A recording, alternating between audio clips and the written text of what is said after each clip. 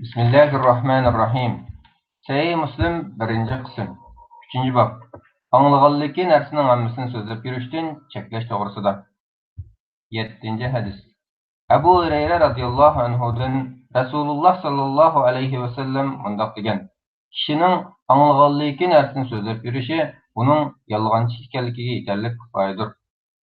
Abu Hurayra radiyallahu anhudan Rasulullah sallallahu aleyhi ve sellem mundaq degan: Kişinin anlığanlıki nərsini sözləb yürüşü onunğa günah cəhəti yetarlikdir, kifoyadır. Abu Davud hakim toplagan. Sahih. 8. hadismi bu hadis yuqori qo'yishdi. 9. hadis.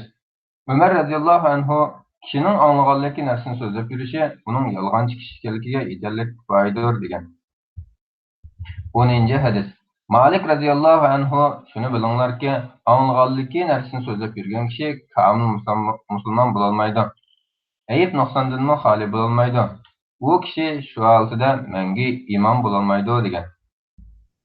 11. hadis. Abdullah radiyallahu anhu kişinin anlığanlıki nərsini sözləb yürüşü onun yalğancı kishi ekanligiga yetarlik kifoyadır degan.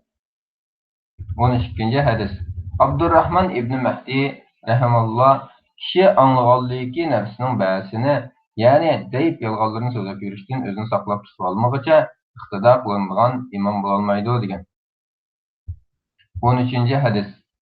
Sufyan ibn Hüseyin rahimalloh mundaq deydi: İyas ibn Muaviy menden sual sorab, "Men senin Kur'an ilmini çiң tutub yetarlik alğanligini gördüm. Bana bir sure o'qib buni tafsir qilib bergin. Men sen bilgen ilimlere qarab baqay" dedi. Men shundaq qildim. Ondan u menga "Men sana sözləb bergen hadislarni yaxshi yodlagin, qabih sət sözlərini qilishni nazar qilgin. Chunki undaq kishi o'zini xorlagan bo'ladi, haqoratlik bo'lib qoladi, sözleri inkar qiladi" dedi. 14. hadis. Abdullah ibn Mas'ud radiyallahu anhu sen kişilerge ularning aqllari yetmaydigan hadislarni sözləb berme.